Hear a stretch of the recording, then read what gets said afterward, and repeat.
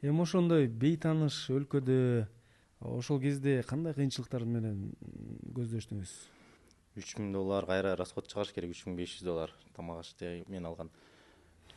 Кантип чыгарам деп андан кийин жумуш издей баштадык. Кечке тияка биз барганда да work and travel менен көбүнчө 70-80% Американын бир эң айылдарына барат.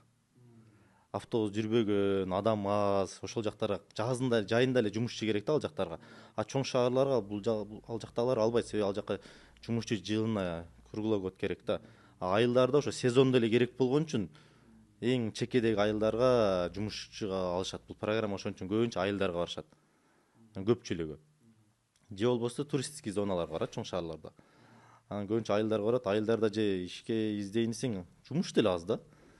Анан акыры мага пешенеме өзү 4 мен андан кийин айылдар баке жайдар